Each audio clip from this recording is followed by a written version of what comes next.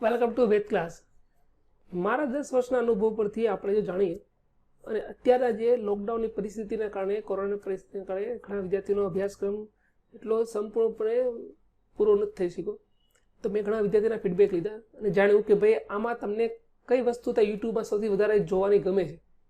તેમાં સૌથી વધારે રિવ્યૂ આવ્યા હતા કે અમારા બોર્ડનું રિવિઝન વધારે જરૂરિયાત હોય છે, કારણ કે દરેક વિદ્યાર્થીને કંઈક ને કંઈક વસ્તુમાં કચાશ રહી ગઈ હોય તો એ જાણવા માટે તેઓ યુટ્યુબમાં જતા હોય છે.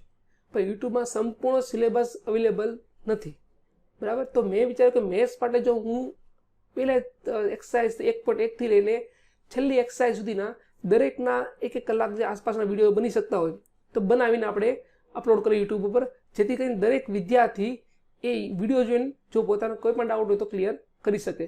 તો એના માટે આપણે આ બોર્ડ રિવિઝનની આખી સિરીઝ લાવ્યા છે કે જેમાં વિદ્યાર્થીના સંપૂર્ણ અભ્યાસક્રમનું રિવિઝન કરવામાં આવશે, બરાબર. તો આજના લેક્ચરમાં આપણે શરૂઆત કરવું છે ચેપ્ટર નંબર 1 સંબંધ ને વિધેયથી અને સ્વાધ્યાય 1.1, બરાબર. તો અહીંથી આપણે શરૂઆત કરવાની છે.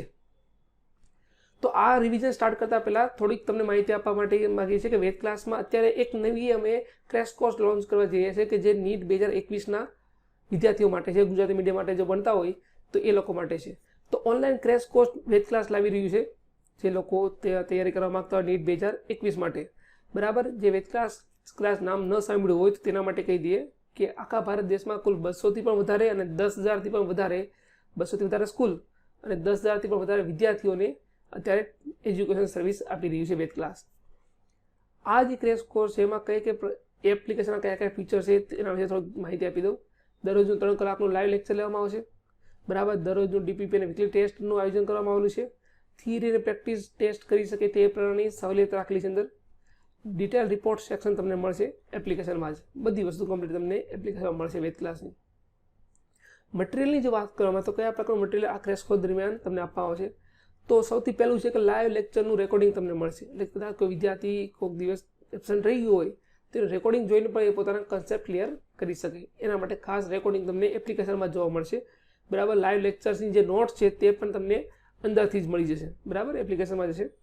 ડીપીપી અને વીકલી ટેસ્ટ એ પીડીએફ ફોર્મેટમાં તમને આપવામાં આવશે કે જેમાં આન્સર કી અને વિથ સોલ્યુશન તમને રાખેલું હશે, બરાબર છે. હવે ઇમ્પોર્ટન્ટ ડેટ્સ માટે વાત કરીએ કે કયા તારીખે કઈ વસ્તુ શરૂ થવાની છે. તો આ જે ક્રેશ કોર્સ છે નીટ 2021નો 15 માર્ચ 2021થી શરૂઆત થવાનો છે, બરાબર. લાઈવ લેક્ચર 15 માર્ચથી શરૂ થવાના છે અને 31 માર્ચ 2021 સુધી આ એપ્લિકેશન તદ્દન ફ્રીમાં છે. કોઈ 15 દિવસનો કોઈ પણ પ્રકારનો ચાર્જ લેવામાં આવશે નહીં. એટલે તમને સંપૂર્ણ અભ્યાસક્રમ કઈ રીતે ચાલવાનો છે તેની વિશે થોડી ઘણી માહિતી મળી શકે. અને જો વાત કરીએ નીટની પરીક્ષા સુધીમાં આ અભ્યાસક્રમનું આપણે રિવિઝન ટોટલ કરવામાં આવશે. પ્રાઇઝની વાત કરીએ તો કેટલી કિંમત છે આ એપ્લિકેશનની, તો ક્રેશ કોર્સની કિંમત છે 10,000 રૂપિયા. પરંતુ જો તમે વેદ નીટનો કૂપન કોડ ઉપયોગ કરશો 31 માર્ચ 2021 સુધીમાં તો તમને આમાંથી 60% ડિસ્કાઉન્ટ મળશે. એટલે એપ્લિકેશનની પ્રાઇસ છે માત્ર 4,000 રૂપિયામાં. તો 4,000 રૂપિયામાં તમને કેટલી વસ્તુ મળશે પહેલાં એ જોઈ લઈએ. તમને 3 કલાકનું વિડીયો રેકોર્ડિંગ મળશે, બરાબર. દરેક ડીપીપી વીકલી ટેસ્ટ મળશે, એનું પીડીએફ ફોર્મેટમાં રેકોર્ડિંગ, પીડીએફની નોટ્સ જે મળશે એ બધી વસ્તુ તમને જ્યાં સુધી નીટ ના હોય ત્યાં સુધી તમને હેન્ડ હોલ્ડિંગ સપોર્ટ પણ શિક્ષકો તરફથી મળશે. એટલે 4,000 રૂપિયા મારી ખ્યાલથી આ બહુ મોટી કિંમત ન કહી શકાય. જો યોગ્ય લાગે તો પહેલાં ફ્રીમાં ટ્રાય કરો 15 દિવસ, પછી તમને લાગે કે ભાઈ નહીં બરાબર છે તો આ પરચેસ કરી શકો છો, બરાબર છે. તો એપ્લિકેશન ડાઉનલોડ કરવા માટે શું કરવાનું સૌથી પહેલાં તો વેદ ક્લાસ સર્ચ કરો પ્લે સ્ટોરમાં જઈ, બરાબર. તો કંઈક આ પ્રકારની તમને એપ્લિકેશન જોવા મળશે નીટ 2021 ક્રેશ કોર્સની, બરાબર. આ ડાઉનલોડ કરો, સાઇનઅપ કરી નાખો નીટમાં અને પછી તમે એમાં ટ્રાય કરો. જો ન ખબર પડે તો અમને આ 2 નંબર ઉપર તમે કોન્ટેક્ટ કરી શકશો, બરાબર. આ ઇન્ક્વાયરી નંબર છે. એમાં કોઈ પણ પ્રકારની તમને ખબર ન પડી હોય આ એપ્લિકેશનમાં યુઝ કરતા ન ફાવે તો તમે આના વિશે કોન્ટેક્ટ કરી શકશો. તો આ વાત હતી નીટ 2021ના ક્રેશ કોર્સની. હવે આપણે શરૂઆત કરીએ સંબંધ અને વિધેયની. થોડું ઘણું માર્કેટિંગ ટાઈપનું થઈ ગયું પણ એટલું એક્સેપ્ટ કરજો, બરાબર છે. તો શરૂઆત કરીએ હવે આપણે સ્વાધ્યાય 1.1 થી સંબંધ અને વિધેયથી. તો સંબંધ અને વિધેયની માટેની વાત કરીએ તો સૌથી પહેલું જે સ્વાધ્યાય 1.1 છે, બરાબર, એમાં સંબંધ વિશે વાત આવે છે. તો જે સંબંધમાં મૂળ 3 ગુણધર્મો હોય છે, હવે તમને ખબર હોય તો સ્વવાચક, સંમિત અને પારંપરિક, બરાબર. આમ જોવા જઈએ તો આ આખું ચેપ્ટરમાં સૌથી લેન્ધીમાં લેન્ધી પોર્શન તો આ થશે કે ખબર જ નથી પડતી કે લખવું શું આપણે. ઘણી વખત હું વિદ્યાર્થીને સલાહ પણ આપું છું આમાં કે તમારે જો કદાચ બહુ લખાણ પદ્ધતિ ન ખબર પડતી હોય તો એને મેમરાઇઝ કરી નાખો, બરાબર. અને જો MCQ કાં તો શોર્ટ ક્વેશ્ચનમાં જો 1 માર્ક્સનો 2 માર્ક્સનો દાખલો પૂછાય આમાંથી તો તમને આરામથી આવડી શકો છો. તો એના માટે મેં એક પદ્ધતિ આખી બનાવી છે, જેથી કરીને તમે જો આ પદ્ધતિ વિશે સમજી લેશો તો આ લેક્ચરના અંતે તમે કમ્પ્લીટલી કોઈ પણ પ્રશ્ન મોઢે બોલી શકશો કે આ સંબંધ સવાચક થાય, સંમિત થાય કે પારંપરિક થાય કે ન થાય, બરાબર. તો હવે આને સમજીએ કે આ કઈ રીતના આખી વસ્તુ લાગુ પડે છે. તો સૌથી પહેલાં તો સંબંધ કહેવાય કોને, બેઝિક માહિતી શરૂઆત કરું, પછી દાખલા આપણે ગણીશું, પછી આપણે એના તમને અમુક સેલ્ફ એક્સરસાઇઝ માટે દાખલા આપશું એટલે તમને ખબર પડે કે આ દાખલા થશે કઈ રીતે. ક્લિયર? તો હવે આપણે જોવાનું છે કે સંબંધ કોને કહેવાય. તો હકીકતમાં સંબંધ હોય છે હું હકીકતમાં જો સંબંધની શરૂઆત પહેલા ગણ ચેપ્ટરથી થાય છે કે કોઈ પણ બે ગણ A અને B લઈએ. સપોઝ આપણે લઈએ કોઈ પણ બે ગણ A અને B લઈએ. ક્લિયર? હવે આ બે ગણ માટે જો વાત કરવામાં આવે કે કયા પ્રકારનો સંબંધ બની શકે, તો હું કોઈ પણ એક પહેલા સપોઝ લો, વિચાર કે એક આપણે રાઉન્ડ દોરીએ, બરાબર. આ A ગણ લીધો અને હવે આપણે લઈએ સપોઝ B. ક્લિયર? આ 1 2 3 ઘટકો છે અને આમાં સપોઝ વિચાર કરો 4 5 6 7 છે સપોઝ, સમજો, બરાબર. મારી પાસે એક એવો સંબંધ છે કે y x + 2, બરાબર. તો x + 2 કે સપોઝ x + આપણે 3 લઈએ, જેથી કરીને દાખલો આપણે વધારે ખબર આમાં પડી શકે. x + 3 લઈએ, બરાબર. તો એનો અર્થ શું થશે કે પેલા ઘટકો જે છે x એ કેમાંથી લેવાના થશે, a માંથી, બરાબર. અને જે બીજા ઘટકો છે જે મળશે x ની કિંમત મૂકવાથી એ કેમાંથી મળશે, b માંથી.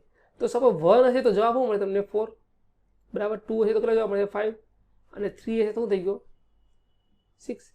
તો એનો અર્થ એ કે બે ઘટકો મળતા કે જે પહેલા ઘટકો તો એ x બિલોંગ્સ ટુ a માંથી હતા અને બીજા ઘટકો હતા તે કેમાંથી x y belongs to b માંથી. તો આમાં થઈ ગયો બે ગણ a અને b વચ્ચેનો શું થઈ ગયો સંબંધ થઈ ગયો, બરાબર. તો સંબંધની જે વ્યાખ્યા કરવામાં આવે તો આ તો થઈ ગયું યાદીનું સ્વરૂપ, બરાબર. આપણે ગુણધર્મ સ્વરૂપ થઈ ગયું. યાદીના સ્વરૂપ લખો તો કઈ લખી શકાય 1 4 2 5 અને 3 6. ક્લિયર? આ થઈ ગયું ગુણધર્મનું સ્વરૂપ અને આ થઈ ગયું યાદીનું સ્વરૂપ, બરાબર. કોઈ પણ દાખલાને સમજતા પહેલા થોડું ધ્યાનથી સમજો. આ બેઝિક કોન્સેપ્ટ જો ખબર પડી જશે ને તો પછી તમે દાખલા એક્ઝેક્ટ મોઢે પણ બોલી જશો કે આનો જવાબ શું થવો જોઈએ, બરાબર છે. તો આપણે y શું થઈ ગયું x + 3 અને એના આધારે ગુણધર્મના સ્વરૂપના આધારે મેં યાદી સ્વરૂપ આપ્યું તો આ મળી ગયું. તો આ જે આખો ગણ લઈ, સપોઝ આપણે સંબંધને s કહી દો, બરાબર. તો આ કોનો ઉપગણ બને, કોનો ઉપગણ બને, a × b નો. શું થાય? a × b નો શું બનશે ઉપગણ. તો મને એમ કહો a × b ના નંબર ઓફ a × b કેટલા મળશે, તો a માં number of a into number of b. a માં કેટલા સભ્ય છે 3, b માં કેટલા છે 4, તો કેટલા થઈ ગયા 12.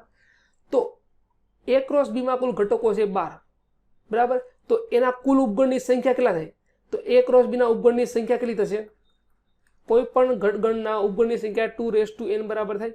તો ઉપગણની સંખ્યા ઇઝ ઇક્વલ ટુ કેટલા થાય 212, એટલે કે 2 નંબર ઓફ a × b, એટલે કે લખી ગયા 2 number of a into number of b. તો કદાચ 1 માર્ક્સનો પ્રશ્નમાં તમને પૂછાઈ શકે કે કોઈ એક ગણ છે કે જેમાં 5 સભ્ય છે, કોઈ ગણ છે એમાં છે 7 સભ્ય. તો a થી b પરના કુલ સંબંધની સંખ્યા કેટલી થાય, તો 2 ની ઘાતાંકમાં number of a into number of b કરે, 2 ની ઘાતાંકમાં 5 ગુણાકારમાં 7, 2 ની ઘાતાંકમાં 35, એ તમારો જવાબ છે. એટલી વસ્તુ ખબર પડી ગઈ બધાને કે સંબંધમાં સંખ્યા એ કેટલી બની શકે. તો આ તો સિમ્પલ વસ્તુ હતી, બરાબર, કે સંબંધ કોને કહેવાય અને સંબંધની સંખ્યા. તો સંબંધ સિમ્પલ વસ્તુ કે a × b જે બે ગણ, આમ તો સંબંધ જોવા જતો હંમેશા આપણે વ્યવહારિક જીવનમાં વાત કરીએ તો સંબંધ કોને કહેવાય કે કોઈ માતા પિતાનો સંબંધ, બરાબર, પુત્ર પિતાનો સંબંધ, બરાબર, માતા દીકરીનો સંબંધ, જે પણ વાત કરીએ એમાં દરેકમાં જરૂરિયાત કેટલી છે બે વ્યક્તિની કે કયા બે વચ્ચે સંબંધ છે એ સૌથી મહત્વનું હોય છે, બરાબર. કયા બે વ્યક્તિ વચ્ચે સંબંધ છે, કયા પ્રકારનો સંબંધ છે અને જે બંને વ્યક્તિ છે એ બિલોંગ્સ એટલે કેમાંથી કરે છે. જેમ કે લખે કે પિતા પુત્રનો સંબંધ, બરાબર. તો પહેલા કોલમમાં પિતા બનશે, બીજા કોલમમાં પુત્ર બનશે, બરાબર. એટલે જે પહેલો ગુણ છે એ પિતાઓનો સમૂહ થશે, બીજો ગુણ છે એ પુત્રનો સમૂહ થશે, વચ્ચેનો સંબંધ બનશે એના વચ્ચે, બરાબર. કયા પ્રકારનો સંબંધ થયો, તો ટોટલ વસ્તુ સંબંધ બનાવવા માટે 3 વસ્તુ સૌથી વધુ જરૂરિયાત હોય છે કે કયા બે વચ્ચે સંબંધ છે. બીજી વસ્તુ જે સંબંધ છે કયા પ્રકારનો સંબંધ છે, અને ત્રીજી વસ્તુ કે જે બંને ગણમાંથી લઈએ છીએ એ કયા ગણનો સમૂહ થશે, પિતાનો ગણ થશે, પુત્રનો ગણ થશે, એ પ્રકારનો. એટલે ગમે ત્યારે તમે ગમે તે સંબંધ જોશો ને તમે તેમાં વ્યાખ્યાયિત થયું હશે કે કયા બે વચ્ચે એક્સ અને વાય વચ્ચે સંબંધ છે. જેમ કે આમાં લખવું હોય, આને મારે થોડુંક વ્યવસ્થિત સ્વરૂપમાં લખવું તો આ રીતે લખી શકાય, એક્સ વાય વચ્ચે સંબંધ છે. બરાબર. કયા પ્રકારનો સંબંધ છે કે Y is equal to X plus 3 પ્રકારનો સંબંધ છે. અને એક્સ કેમાંથી આવે છે, એમાંથી. વાય કેમાંથી આવે છે, બીમાંથી. તો આ થઈ ગયું એનું ગુણધર્મનું સ્વરૂપ. તમને મોટા ભાગે આ પ્રકારનું સ્વરૂપ આપેલું છે.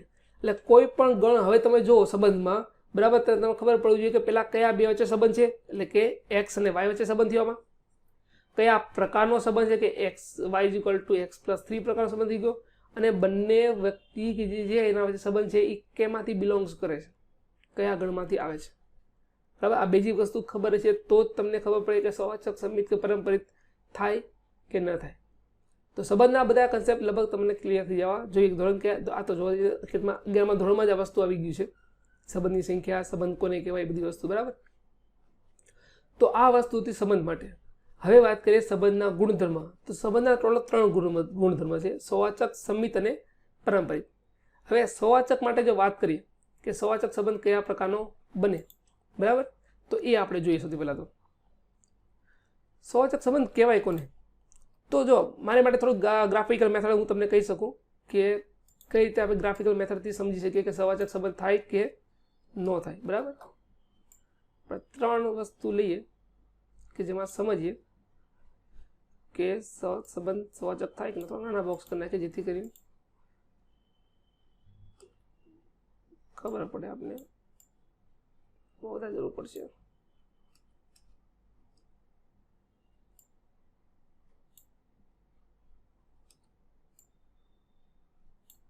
બરાબર. સવાચક સંબંધ કોને કહેવાય?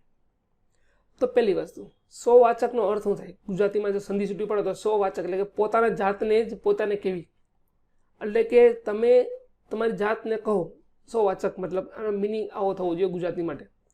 એટલે સંબંધમાં પણ એવું વસ્તુ છે કે સંબંધમાં જે બે ઘટકો વચ્ચે સંબંધ બને છે એમાં એવું સવાચકનો અર્થ એવો થાય કે દરેક ઘટકનો પોતાની સાથે સંબંધ બનવો જોઈએ. દરેક ઘટકનો પોતાની સાથે સંબંધ બનવો જોઈએ તો તેને શું કહેવાય? સવાચક કહેવાય. તો એનો અર્થ થયો કે સપોઝ આને આપણે સંબંધ કહીએ એસ. શું કહીએ? સંબંધ એસ. તો સંબંધ એસમાં સપોઝ હું કોઈ પણ ઘટકનું ઇનપુટ નાખું એ, તો મને આઉટપુટમાં એ મળે તો સવાચક કહેવાય. સિમ્પલ વસ્તુ, બીજું કાંઈ નહીં. બરાબર. એટલે કે કોઈ એવો સંબંધ હોય કે જેમાં 2 નો સંબંધ, 3 નો સંબંધ, 4 નો સંબંધ બનતો હોય તેના દરેકને શું કહેવાય? સવાચક કહેવાય. ક્લિયર એટલી વસ્તુ. પરંતુ એક વસ્તુ કે આમાં જે એ હોય ને, પ્રત્યેક એ બિલોંગ્સ ટુ જે પ્રદેશના જે ઘટકો હોય તેના માટે સમાધાન થવું જોઈએ. એટલે કે કોઈ પણ સંબંધ ગણ એ ઇઝ ઇક્વલ ટુ 1 2 3 4 5 પર વ્યાખ્યાયિત થયો હોય તો સંબંધ એસ ને સવાચક કરવા માટે 1 1 2 2 3 3 4 4 5 5 ના ઘટકો હોવા જોઈએ. તો અને તો જ તમે એને સવાચક કહી શકાય નહીં. બરાબર. તો આ એક સૌથી મોટી અને અગત્યની કન્ડિશન છે. બરાબર. સવાચક જેમ જેમ દાખલા હોય ઓટોમેટિક ખબર પડશે. અત્યારે આટલું સમજી લો. બરાબર. સવાચક માટે હવે વાત કરીએ સંમિત માટે. સંમિત કોને કહેવાય? કે સંમિત એટલે કે હું સૌ વિચાર કરો, સંમિત એટલે કે એક પ્રકારનું તમારું પ્રતિબિંબ. જેમ કે વિચાર કરો, અહીંયા 1 લખ્યો છે મેં, અહીંયા વચ્ચે મૂક્યો અરીસો. મેં શું મૂક્યો? અરીસો. તો અહીંયા એનું પ્રતિબિંબ કઈ તમે આ રીતે મળશે કંઈક. બરાબર. તો આ એકબીજાના શું કહેવાય? સંમિત કહેવાય. શું કહેવાય? સંમિત. એટલે કે સપોઝ અહીંયા હું XY લખું, અહીંયા હું અરીસો મૂકીશ તો અહીંયા મને મળશે શું? YX પ્રકારે મળશે કંઈક. તો આ ઘટકોને શું કહેવાય? સંમિત કહેવાય.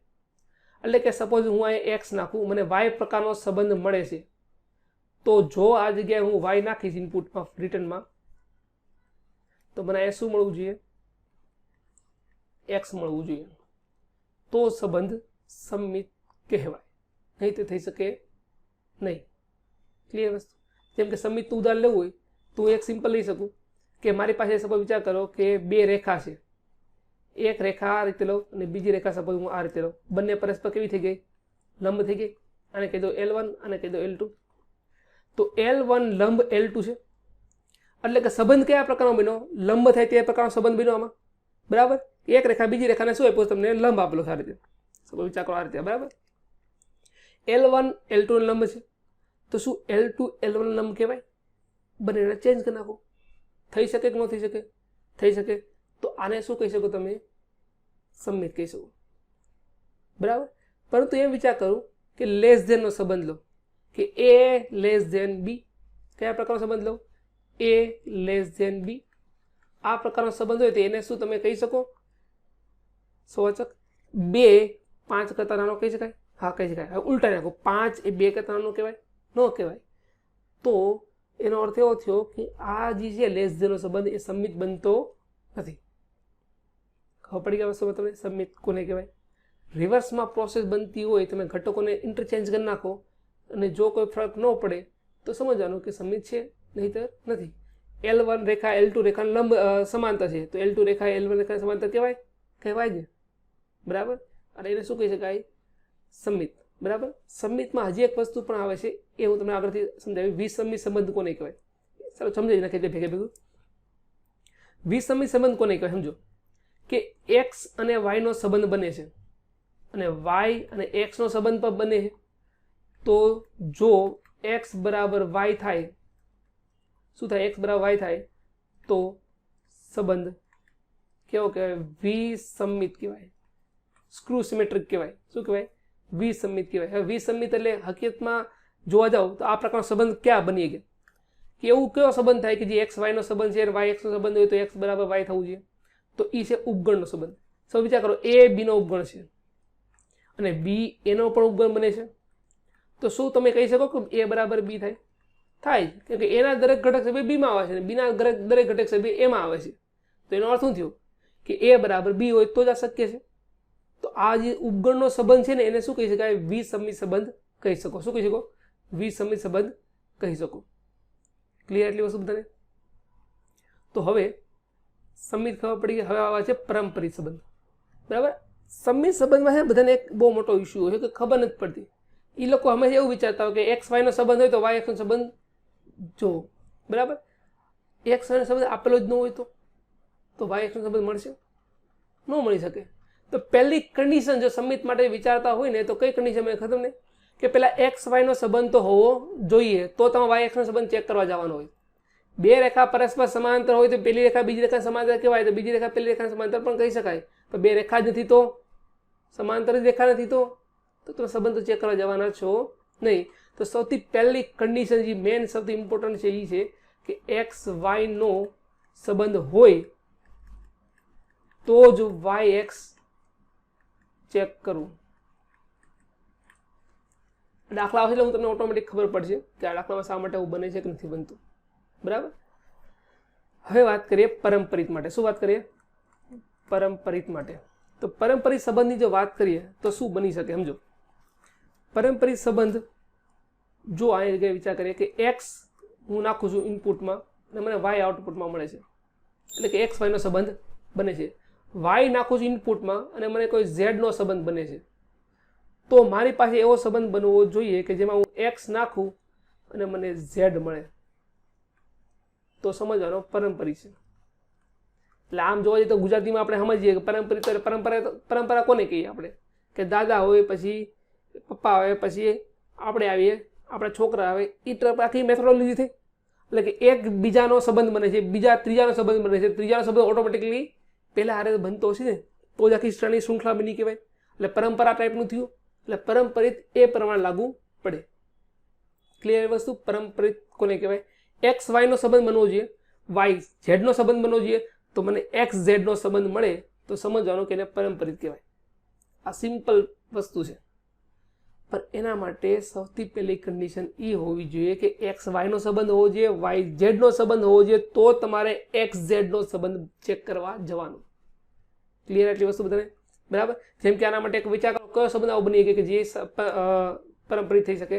તો વિચાર કરો, x y કરતા નાનો છે, y z કરતા નાનો છે, તો x z કરતા નાનો બનવો જોઈએ. તો બનશે જ ને? ક્લિયર? અને આને શું કહી શકાય? પરંપરિત. લેસ ધેન, ગ્રેટર ધેન જેટલી પણ નિશાનીવાળા છે ને બધા કેવા કહેવાય? પરંપરિત કહી શકાય. ક્લિયર? એટલી વસ્તુ બધાને કે પરંપરિત સંબંધ કોને કહી શકાય, કોને ન કહી શકાય. ક્લિયર? હવે આપણે વાત કરીએ આગળ. હવે દાખલા જોવાના બધા કે દાખલામાં કઈ રીતે આપણે આ કોન્સેપ્ટ સમજ્યા એ કઈ રીતે લાગુ પડી શકે. તો પહેલા એક બેઝિક થોડીક માહિતી આપી દઉં પાછી આખા રિવિઝન માટે કે સવાચક કોને કહી શકાય? કે જો એ પ્રકારનો સંબંધ બનતો હોય એને શું કહી શકાય? સવાચક કહી શકાય. પરંતુ એના માટે પહેલી કન્ડિશન એક વિચારવાની કે હંમેશા પ્રદેશના પ્રત્યેક ઘટકો માટે સમરૂપ ઘટકો મળવા જોઈએ, સમાન ઘટકો મળવા જોઈએ, પોતાની સાથે સંબંધ બનવો જોઈએ, તો એને સવાચક કહેવાય. સંમિત કોને કહેવાય? કે એક્સ વાયનો સંબંધ છે તો વાય એક્સનો સંબંધ બનવો જોઈએ, આને કહેવાય સંમિત. પછી આવે પરંપરિત. તો પરંપરિત કોને કહેવાય? એક્સ વાયનો સંબંધ છે, વાય ઝેડનો સંબંધ છે, તો એક્સ ઝેડનો સંબંધ મળે તો એને શું કહી શકાય? પરંપરિત કહી શકાય. ક્લિયર? એટલી વસ્તુ બધાને. હવે દાખલા જોવાના છે આપણે. તો આપણે શરૂઆત કરીએ સ્વાધ્યાય 1.1 દાખલા નંબર 1 થી. ઓકે, ચલો દાખલા નંબર 1 માં જોઈએ આપણે સૌથી પહેલા તો કે શું આપી તમને કે નીચે આપેલ સંબંધો પ્રત્યેક સવાચક સંમિત કે પરંપરિત થાય કે નહીં થાય તે ચેક કરો. તો 1 by 1 પેલા આપણે આકૃતિ દોરીએ, બરાબર? સમજીએ કે શું દરેક માટે આ જે ઘટકો છે આર લઈએ તો એક્સ વાય વચ્ચે સંબંધ છે. પહેલા તો સમજો કયા પ્રકારનો સંબંધ છે કે 3x - y = 0 થવું જોઈએ, એટલે કે y = 3x થવું જોઈએ. અને x અને y બોથ બિલોંગ્સ ટુ કેમાં છે? a માંથી. એટલે ખબર પડી ગઈ તમને કે આ કયા પ્રકારનો સંબંધ લખાણ થઈ શકે. x ના ઘટકો a માંથી લેવાના છે અને y ના ઘટકો a માંથી જ લેવાના છે, કારણ કે a એક જ ગણ આપ્યો છે અને બંને પ્રદેશ ને સહપ્રદેશ x ને બંને a માંથી જ આવે છે. હવે સપોઝ મેં x માંથી કિંમત લીધી 1, અહીંયા 1 મૂકી તો y ની કિંમત શું મળશે? 3. x ની કિંમત લઈશ 2 તો પછી અહીંયા શું મળશે? 6. 3 લઈશ તો 9. 4 લઈશ તો 12 થાય. પરંતુ જુઓ તો ખબર પડે કે a માં તો માત્ર તમને 12 સુધી આપેલો, ચલો એટલે 5 નહીં લઈ શકાય. 5 લેશો 15 થશે. તો આપણે માત્ર 14 સુધી ઘટકો આપેલા તમને, એટલે તમે 15 લઈ શકો નહીં. એટલે આ ગણ એટલે સુધી થશે. ક્લિયર? એટલી વસ્તુ. તો મને કે આ સવાચક બન્યો. સવાચક બનવા માટે પહેલી કન્ડિશન શું હોય છે કે જે ગણ પરના ઘટકો છે કેટલા? 1 થી 14. તો 1 થી 14 ના 1 1 2 2 3 3 4 4 અપ ટુ 14 to 14 એટલા ઘટકો હોવા જોઈએ તો સવાચક કહેવાય. આમ આપેલા છે નથી તો આ સવાચક થાય નહીં. સંમિત થાય.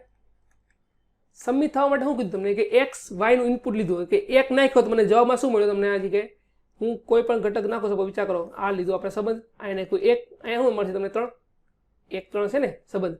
તો હવે રિવર્સમાં નાખો, અહીંયા તમે 3 અને અહીંયા તમને શું 1 મળશે? નથી મળતું. એવો કોઈ સંબંધ જ નથી ઉલટા ક્રમનો. એટલે આ સંમિત થશે નહીં, પરંપરિત થશે. તો પરંપરિત માટે સિમ્પલ વસ્તુ શું છે કે સપોઝ આપણે લઈએ 1 નાખીએ સંબંધમાં તો મને જવાબમાં શું મળ્યો? 3.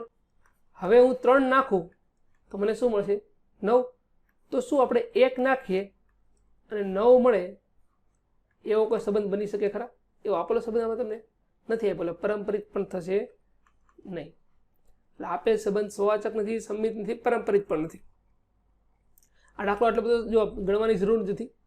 રકમ ખાલી સમજો. y = 3x છે એટલે મેં સપોઝ 1 નાખ્યું તો મને 3 મળ્યું. ક્યારે એવો સંબંધ મળશે કે 1 નાખો ને 1 મળશે? એવો નહીં બનવાનો, એટલે સવાચક થાય નહીં. હવે પછી વિચાર કરો 1 નાખું તો મને 3 મળશે, તો હું 3 નાખી તો શું મળશે? 9 મળશે. એટલે એ ક્યારેય પણ સંમિત નહીં થાય, પરંપરિત થાય. 1 નાખું 3 મળશે, 3 નાખું 9 મળશે. તો હું 1 નાખી જ્યારે બરાબર તો 9 મળી શકે? ન મળે. એટલે પરંપરિત પણ થશે નહીં. એટલે આ મેથોડોલોજી સમજજો તો MCQ જો આમાંથી પૂછાય તો તમે આરામથી વિધિન સેકન્ડ કે 2 સેકન્ડ તમને જવાબ ખબર પડી જાય. જેમ જેમ આપણે દાખલા ગણશું એમ તમને વધારે આના બધે પ્રેક્ટિસ ખબર પડશે. ક્લિયર? હવે જોઈએ દાખલા નંબર આપણે બીજો. એમાં શું કીધું તમને કે પહેલા કયા બે વચ્ચે સંબંધ આપ્યો છે? x અને y વચ્ચે સંબંધ છે. કયા પ્રકાર છે? y = x + 5 અને x < 4. આ તો ગુણધર્મનું સ્વરૂપ થયું. યાદીના સ્વરૂપમાં લખવું હોય તો x ની કિંમત 4 કરતા નાની છે તો હું પહેલા સપોઝ મૂકીશ 1. 1 મૂકીશ તો શું જવાબ? 6. 2 મૂકીશ તો જવાબ શું મળશે તમને? 7. 3 મૂકીશ તો જવાબ કેટલો થશે? 8. 4 તો મૂકી નહીં શકાય. તો શું આ સંબંધ સવાચક કહેવાય? ન કહી શકાય કે 1 1 2 2 3 3 નો સંબંધ બનતો નથી. સંમિત થાય. સમિત થવા માટે વિચાર કરો, કોઈ પણ ઘટક વિચાર કરો. 1 6 વિચારો, 1 6 નું 1 નાખું 6 જવાબ મળે, 6 નાખી તો 1 મળશે નહીં મળે, એટલે સમિત થશે નહીં. પછી વિચાર કરીએ પરંપરિત. પરંપરિત થાય, 1 નાખું છું મને 6 મળશે, 6 નાખીશ તો શું મને આગળ કોઈ ઘટકો મળે છે? કોઈ નથી મળતું. એટલે 1 6 નો સંબંધ છે પણ 6 સાથે બીજા કોઈનો સંબંધ બનતો નથી, એટલે બીજો ઘટક ઉપરનો મળ્યો નહીં. બીજો ઘટક ન મળ્યો તેનો અર્થ શું થઈ ગયો કે ઉપરની ચેન જ કમ્પ્લીટ થઈ નથી, તો નીચેની ચેન તો મળવાની છે નહીં તમને. એટલે આ સંબંધ પરંપરિત થાય કે ન થાય? વિચારો, આ સંબંધ પરંપરિત થાય કે ન થાય? ઉપરની શૃંખલા જ કમ્પ્લીટ નથી થઈ તો નીચેની શૃંખલા ઓટોમેટિકલી બનવાની છે નહીં, બરાબર ને? એટલે આ સંબંધ પરંપરિત થશે.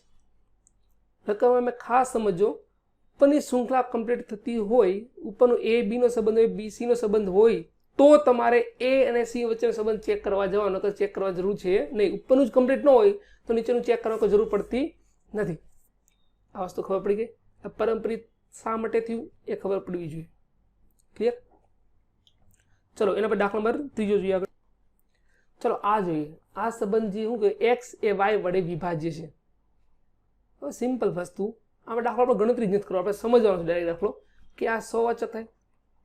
100 વાચક થવા માટે વિચાર કરો કે વાય ની જગ્યાએ શું મૂકવાનું તમારે? એક્સ. એક્સ એ એક્સ વડે વિભાજ્ય થાય? હા થાય, એટલે 100 વાચક થઈ ગયો. સમિત વિચાર કરો, એવો કોઈ ઘટક લો કે જે આના માટે પેલા સંબંધ બનતો હોય, તો એક્સ એ વાય વડે વિભાજ્ય છે, એટલે કે વિચાર કરો 6 એ 3 વડે વિભાજ્ય કહી શકાય? હા થાય, બરાબર. તો ઉલટું વિચારો કે 3 એ 6 વડે વિભાજિત થાય? નો થાય, એટલે સમિત નથી. આ કન્સેપ્ટ એકદમ ક્લિયર હોવો જોઈએ બધાને. પરંપરિત થાય, જેમ કે વિચાર કરો કે 2 6 એ સપોઝ વિચાર કરો 3 વડે વિભાજ્ય છે, 3 એ 1 વડે વિભાજ્ય છે, બરાબર. તો 6 એ 1 વડે વિભાજિત થાય? આ થશે. બીજા એક કોન્સેપ્ટ વિચાર કરો કે જેના માટે ન બનતું હોય. આપણે ઘણી બધી પોસિબિલિટી બને, આપણે વિચારવાનું એ છે કે કોના વડે આ પરંપરિત ન થતું. એટલે ઉપરની શૃંખલા કમ્પ્લીટ થતી હોય પણ નીચેની શૃંખલા કમ્પ્લીટ ન થાય એ આપણે જોવાનું. જ્યાં ન થાય એ તમારો જવાબ થઈ જશે, બરાબર. જેમ કે વિચાર કરો આને આપણે વિભાજન ન કરવું હોય કે સપોઝ વિચાર કરો 6 છે એ કોઈ વડે 2 વડે વિભાજિત થાય, 2 1 વડે વિભાજિત થાય, તો 6 1 વડે વિભાજિત થશે. એટલે પરંપરિત દરેક કન્ડિશનમાં બનશે. ક્લિયર એટલી વસ્તુ બધાને? બરાબર. હવે આપણે જો દાખલો નંબર આગળ.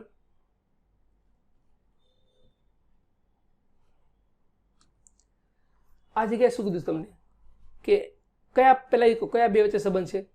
એક્સ અને વાય વચ્ચે. કયા પ્રકારનો સંબંધ છે કે એક્સ માઇનસ વાય કેવો હોવો જોઈએ? પૂર્ણાંક હોવો જોઈએ. એટલે બેની બાદબાકી કરવાથી જો પૂર્ણાંક જવાબ બનતો હોય તો સમજવાનું કે બંને સંખ્યા વચ્ચે સંબંધ બનશે.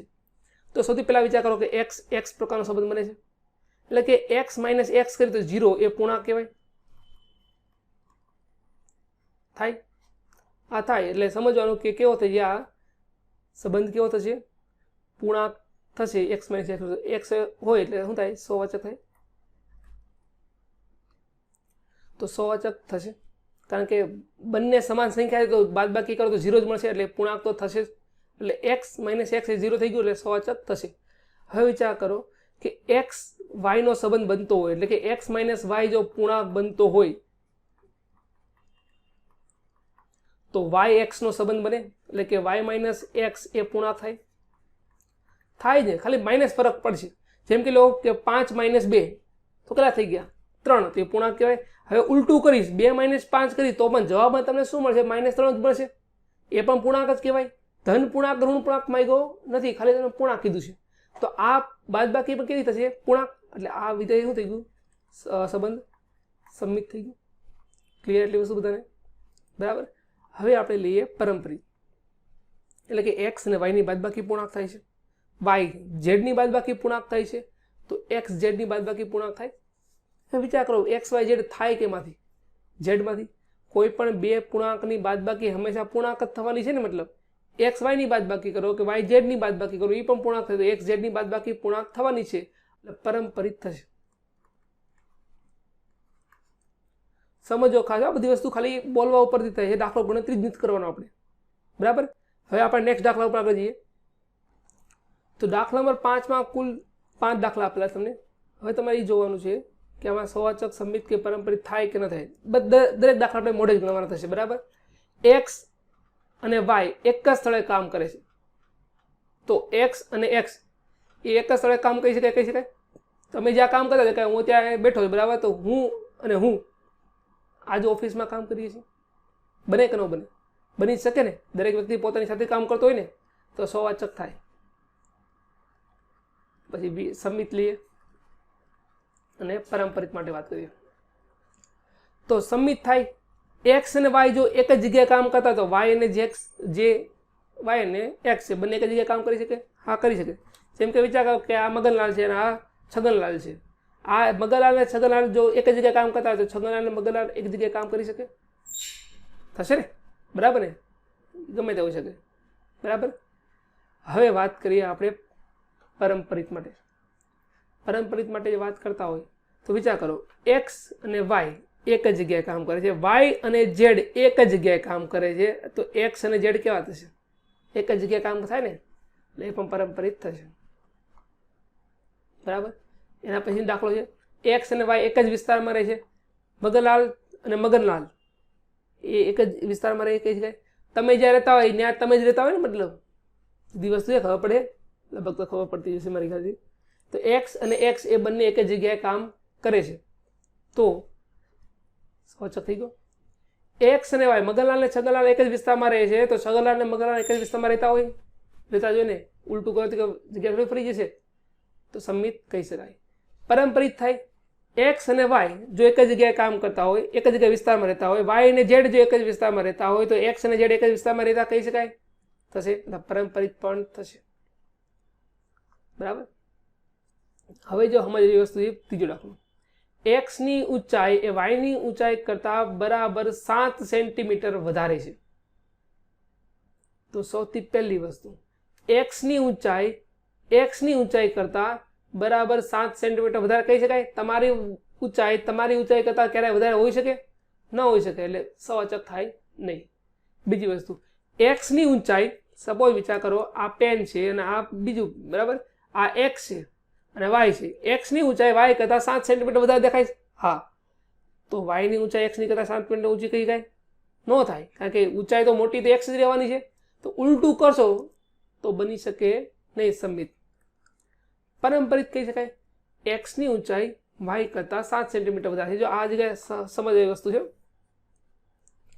એક્સ ની ઊંચાઈ વાય કરતા 7 સેન્ટીમીટર વધારે, એટલે સૌ વિચાર કરો આ એક્સ લો અને આ વાય લો, 7 સેન્ટીમીટર નાનો લો. વાય ની ઊંચાઈ ઝેડ ની ઊંચાઈ કરતા 7 સેન્ટીમીટર વધારે છે, તો એક્સ ની ઊંચાઈ ઝેડ કરતા કેટલા સેન્ટીમીટર વધી ગઈ?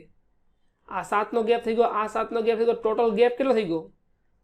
14 નો. તો પારંપરિક પણ થશે નહીં. ક્લિયર એટલી વસ્તુ, બરાબર.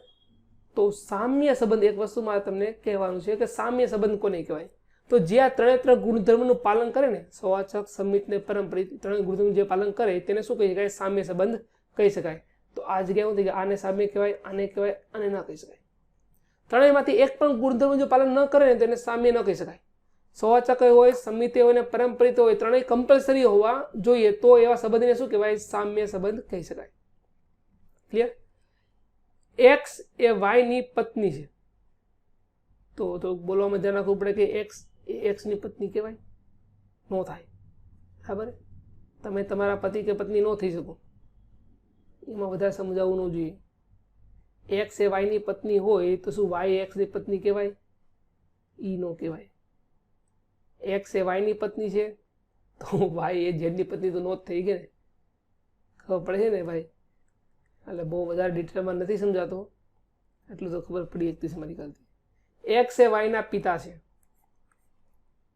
તો એક્સ એ એક્સ ના પિતા કહેવાય? તમે તમારા પિતા નો થાવ ક્યારે, બરાબર. એક્સ એ વાય ના પિતા હોય તો વાય એક્સ ના પિતા કહેવાય? નો કહેવાય. એક્સ એ વાય ના પિતા છે, વાય એ ઝેડ ના પિતા છે, તો શું એક્સ એ ઝેડ ના પિતા કહેવાય? પિતા નો થાય, દાદા થાય, બરાબર ને. એટલે આ પણ વસ્તુ બનવાની નથી, બરાબર ને.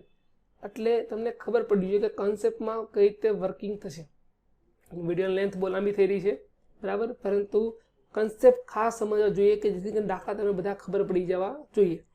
મગજમાં ક્લિયર હોવું જોઈએ કે સોવાચક કોને ત્યારે દાખલો જોઈએ તમને ખબર પડી જાય કે એક્સ પ્રકારનો સંબંધ બનતો હોય તો સોવાચક, એક્સ વાય પ્રકારનો સંબંધ છે, વાય એક્સ પ્રકારનો સંબંધ બનતો હોય તો સંમિત, અને જો એમાં એક્સ બરાબર વાય થઈ જતું હોય તો વિસંમિત. એક્સ વાયનો સંબંધ છે, વાય ઝેડનો સંબંધ છે, તો એક્સ ઝેડનો સંબંધ બને તો સમજવાનું કે પરંપરિત થાય. આ બેઝિક કન્સેપ્ટ છે. જો આ શીખી લેશો તો તમારે આખા ચેપ્ટરમાં કંઈ જોવાનું જરૂર નહીં પડે. બધી વસ્તુ ઓટોમેટિકલી તમને રકમ જોઈને ખબર પડી જશે કે સોવાચક, સંમિત કે પરંપરિત થાય કે ન થાય. આટલું ક્લિયર? તો હવે આપણે આગળના દાખલામાં વધીએ છીએ આપણે. તો બાકીના દાખલા છે સિમ્પલ, બધા ડાયરેક્ટલી હું બધા કહી દઉં છું, બરાબર, કે આમાં સંબંધ કોના કોના વચ્ચે છે? એ અને બી વચ્ચે. a less than or equal to B square છે. તો તમને કીધું કે સોવાચક થવો જોઈએ, સંમિત અને પરંપરિત પૈકી એક પણ નથી, એવું તમને સાબિત કરવા માટે કીધું છે. તો બહુ સિમ્પલ વસ્તુ કે કોઈ પણ ગણ લો, આર ગણ એટલે વાસ્તવિક સંખ્યા લેવાની, કે જેના માટે અહીંયા a મૂકો તો અહીંયા a less than equal to a square કહી શકાય કે ન થાય? તો એવો કોઈ વિચાર કરો કે જેના માટે સંબંધ ન બનતો હોય. અહીંયા 5 લઈ તો 5 લેસ ધેન ઇક્વલ ટુ 25 કહી શકાય? હા, એ તો થવાનું છે, બરાબર, કે 5 ની કિંમત 25 કરતાં હંમેશા નાની થશે. એવી કોઈ કિંમત થાય કે જેના માટે આ વસ્તુ કદાચ શક્ય ન પણ બનતી હોય સોવાચક માટે? એવી કઈ કિંમત થઈ કે જેના માટે હું કિંમત લઈશ તો શક્ય ન પણ બની શકે? તો જબર લો 0.5 લઉં એની કિંમત, તો લેસ ધેન ઇક્વલ ટુ 0.5 ઓર 0.25 થાય તો શું શક્ય બન્યું? ન બન્યું, બરાબર ને? તો આપણે એવી કન્ડિશન નથી વિચારવાની કે જેના માટે બનતું હોય, એવી કન્ડિશન વિચારવાની છે કે જેના માટે બનતું ન હોય. ક્લિયર એટલી વસ્તુ બધાને? કે આ વસ્તુ સોવાચક શા માટે નહીં બને? કારણ કે હું 0.5 લઈશ તો 0.5 લેસ ધેન ઇક્વલ ટુ 0.5 નો વર્ગ 0.25 તો શું બનશે? ન બને, એટલે સોવાચક બનશે નહીં, સંમિત બનશે. તો એવો ઘટક લ્યો કે જેમાં એક્સ વાયનો ઉપરનો સંબંધ બનતો હોય, પણ ઉલટું કરીશ ને તો ન બનતું હોય.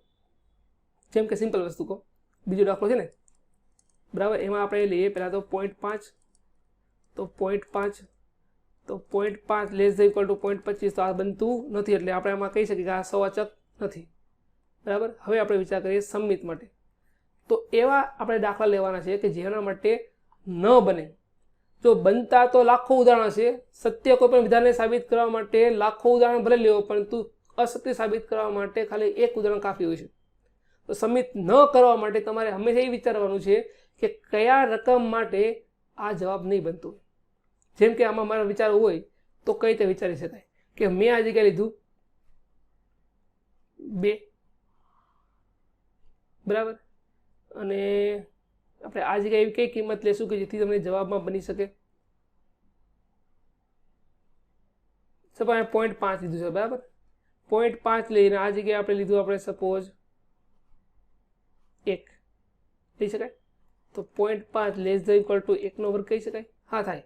હવે આ જગ્યાએ લઈશ 1 અને આ જગ્યાએ હું ચેક કરી તો કેટલા મળે છે? 0.5 ઓર 0.25, તો શું આ શક્ય બન્યું? 1 લેસ ધેન ઇક્વલ ટુ 0.25 નથી બનતું, એટલે સંમિત થશે નહીં. ઉદાહરણ હંમેશા એવા મગજમાં વિચારવાના કે જેનાથી વિધેય ઉલટું બને, બરાબર. કેમ કે આવા તો ઉદાહરણ તો લાખો બનશે કે જેના માટે સત્ય બનતું હશે. તમારે માત્ર એક એવું ઉદાહરણ ગોતવાનું છે કે જેના માટે બનતું ન હોય. ક્લિયર એટલી વસ્તુ? હવે પરંપરિત શા માટે નહીં બને? તો એવી ઘટના લ્યો, જેમ કે આમાં બંને વચ્ચે સંબંધ બનતો હોય, આ બંને વચ્ચે સંબંધ બનતો હોય, પરંતુ આ બંને વચ્ચે સંબંધ બનાવવાનો નથી. આપણે સંબંધ તોડવાનું કામ કરવાનું છે, બનાવવાનું નથી કરવાનું, બરાબર. બનાવવાના તો બનાવતા નથી, તમારે તોડવાનું કામ કરવાનું. તો એવું લ્યો કે જેથી તમને આ જગ્યાએ a less than equal to b square ન બનવું જોઈએ, બરાબર. તો સપોઝ લો અહીંયા હું લઉં 1 લઉં, શું લઉં? 1, અને અહીંયા લઉં -3. તો 1 લેસ ધેન ઇક્વલ ટુ -3 નો સ્ક્વેર કહી શકાય? હા, તો થાય, બરાબર ને. અને આ જગ્યાએ -3 લીધું ને આ જગ્યાએ હું 0.5 લઉં તો શક્ય બને? તો -3 લેસ ધેન ઇક્વલ ટુ 0.5 નો સ્ક્વેર થાય? હા, કે 0.25 થાય. એવી ધન કિંમત છે, -3 કેવી ઋણ કિંમત? હવે ચેક કરો આ જગ્યાએ 1 અને 0.5, 1 લેસ ધેન ઇક્વલ ટુ 0.5 નો સ્ક્વેર થાય? ન થાય, તો બમ પરંપરિત થશે નહીં. સ્વવાચક નથી, પરંપરિત પણ નથી, અને સંમિત પણ નથી. તો આઈ થિંક બધા તમને કન્સેપ્ટ ક્લિયર હોવા જોઈએ. બરાબર. દાખલાની સંખ્યા બહુ વધારે છે એટલે આપણે 1 by 1 આપણે જોવાના છે. ત્રીજો દાખલો જો 1 2 3 4 5 6 પર વ્યાખ્યા સંબંધ r = ab = b = a + 1 સોવાચક સમિત કે પરંપરાની ચકાસવા માટે કીધું છે. તો સિમ્પલ એક મૂકીશ, એની કિંમત 1 મૂકી તો મને જવાબમાં શું મળશે? 2. ક્યારે 1 મૂકો તો 1 મળશે, ક્યારે ન મળે. કે a અને b વચ્ચે સંબંધ કયા પ્રકારનો છે કે a માં 1 નો વધારો કરીશ તો મને b મળશે. તો a માં 1 નો વધારો કરું તો ક્યારે a મળી શકે નહીં. એટલે સવાચક તો કદી થવાનું નથી. સમિત થાય. વિચાર કરો 1 મૂકો તો તમે જવાબમાં 2 મળશે, 2 મૂકો તો જવાબમાં 3 મળશે. ક્યારે 1 મળે કે રિટર્નમાં ન મળી શકે. સંબંધ b = a + 1 છે એટલા માટે. એટલે સમજવાનું કે આ ક્યારે સમિત થઈ શકે નહીં, પારંપરિક થશે. 1 મૂકીએ તો જવાબમાં 2 મળે છે, 2 મૂકો તો જવાબમાં 3 મળે છે. તો ક્યારે 1 મૂકો અને જવાબમાં 3 મળે એવું થાય? પોસિબલ જ નથી, કારણ કે 1 નો સુધારો થાય છે. આ પારંપરિક પણ થશે નહીં. સાબિત કરો કે દાખલા 4 માં કે વ્યાખ્યા સંબંધ r ab a <= b આપ્યું છે. તો a <= b નો અર્થ કે a = b એ પોસિબિલિટી છે. અને બે શક્યતા બને, a = b પણ થાય ને a પણ b થઈ ગયા. તો હું જો પેલા a ની જગ્યાએ a લઈશ તો અહીંયા a <= a કહેવાય. હા કહેવાય, કારણ કે ઇક્વલ ટુ તો આપેલું છે ને એટલા માટે. ક્લિયર? એટલે આ સવાચક થશે, પારંપરિક થશે. સમિત વિચાર કરો કે 1 ની કિંમત <= 2 કહી શકું? હા થશે. તો 2 <= 1 કહી શકાય? ન કહી શકાય. એની કિંમત જો b કરતા નાની હોય તો b ની કિંમત ઓબ્વિયસલી a કરતા મોટી બનવાની છે. ઉલટો ક્રમ શક્ય બની શકે નહીં. એટલે સમિત થશે નહીં, પારંપરિક થશે. તો a ની કિંમત b કરતા નાની છે, b ની કિંમત c કરતા નાની છે, તો ઓબ્વિયસલી c ની કિંમત a કરતા નાની થવાની છે કમ્પલસરી. ક્લિયર? તો ઉલટી કિંમત મોટી કિંમત વિચાર કરો કે નાની કિંમત વિચાર, ગમે તે <= ની નીચે હોય એ હંમેશા પારંપરિક થાય. = હોય એ હંમેશા સવાચક થાય. બરાબર. પણ <= ક્યારે પણ સમિત બની શકે નહીં. અહીંયા પણ કંઈક આ રીતે દાખલો a <= bq. બરાબર. તો આ દાખલો તો હવે તમે જાતે આપો થઈ શકશે. દાખલામાં 6 જો સાબિત કરો કે ગણ 1 2 3 પર વ્યાખ્યા સંબંધ r 1 2 અને 2 1 એ સમિત છે પરંતુ સવાચક અને પારંપરિક નથી. હવે પહેલા વિચાર કરો શા માટે સમિત શું કામ થયો? કારણ કે અંદર આપણા દરેક ઘટક લો, જેમ કે 1 2 લીધો તો ઉલટો ઘટક 2 1 આપેલો છે. હા. 2 1 લો તો ઉલટો ઘટક 1 2 આપેલો છે. હા. એટલે જેટલા પણ સંબંધમાં ઘટકો આપેલા છે દરેકના ઉલટા ઘટકો અંદર હોવા જોઈએ એટલે સમિત કહેવાય. ખબર પડી જાય? સવાચક થાય કે ન થાય પહેલા સમજો. સવાચક થવા માટે શું સમજવું પડે તમારે? કે જેટલા ઘટકો કેટલા ગણમાં આપે 1 2 3 તો દરેકના 1 1 2 2 3 3 હોવા જોઈએ. એવા આપેલા છે ગણમાં? નથી આપેલા. સવાચક થાય નહીં, સમિત થશે. હવે પારંપરિક માટે શું હોવું જોઈએ કે મેં કોઈ ઘટક લીધો 1 2 પણ 2 વાળો બીજો કોઈ ઘટક છે 2 1, તો 1 2 2 1 તો તમને 1 1 આપેલું છે. એમાં 1 નાખું તો 2 મળશે, મને 2 નાખી તો મને જવાબમાં 1 મળે. તો શું મને 1 1 વાળો ઘટક આપેલો છે અંદર? નથી આપેલો. એટલે પારંપરિક થાય નહીં. બહુ સિમ્પલ વસ્તુ છે, બધાને ખબર પડી ગઈ. તો વિડીયો લેન્થ બહુ મોટી થઈ ગઈ છે તો આપણે એટલે સુધી રાખીએ. આવતાકાલે રોજ એક સ્વાધ્યાય આપણે અપલોડ કરશું અને બધા બેઝિક કોન્સેપ્ટ ક્લિયર કરવાના થશે. બાકીના જેટલા દાખલા છે એ જોઈ લેજો. જો ન ખબર પડે તો કમેન્ટ સેક્શનમાં મને જણાવજો. તો દાખલા ઉપર પણ આપણે એક વિડીયો બનાવી લઈએ. બરાબર. બીજું ઘણી ખરી માહિતી આપવાની જરૂરિયાત લાગી રહી છે કે જેમ કે તમને લાઈવ યુટ્યુબના વિડીયો જોવાના હોય, મતલબ કે આપણે લાઈવ સ્ટ્રીમિંગ કરીએ અને તમારે જો એ પ્રમાણની ગણતરી હોય તો મને જણાવજો. તો આપણે લાઈવ લેક્ચર પણ આપણે લઈશું આમાં. બાકી તો આમાં વધારે કંઈ કહેવાની જરૂર છે નહીં. અને કોઈ નીટનો 2021નો ક્રેશ કોર્સ જો કરવા માગતા હોય તો આ એપ્લિકેશન ડાઉનલોડ કરી લેજો. એમાંથી તમને બધી માહિતી મળી જશે. અને 15 માર્ચથી આપણે શરૂ કરવાના છીએ લાઈવ લેક્ચરનું. બરાબર. તો રોજનું આપણે આ રિવિઝન બેચ સાથે સંકળાવ. બરાબર. અને રોજ આપણે એનું રિવિઝન કરતા રહીશું. જો આ રિવિઝન બેચને પણ ફોલો કરશો તો આપણે 10 મે જે આપણે બોર્ડની એક્ઝામ છે બરાબર, તો એ સુધીમાં આપણે બધો આખો સિલેબસ કમ્પ્લીટ કરવાનો ટ્રાય પૂરેપૂરો કરીએ કે જેથી બધું તમારું રિવિઝન કમ્પ્લીટ થઈ જાય. અને મેથ્સના પેપરના આગળ પણ લગભગ 5000 જેવી છે. તો એમાં પણ આપણે જો લાઈવ લેક્ચર ગોઠવીને આપણે બધાનું કન્ટિન્યુઅસલી આપણે મોનિટરિંગ કરશું. બરાબર. જેથી કરીને આપણે વધારે માર્ક્સ કવર થઈ શકે એવા આપણે ટ્રાય કરશું.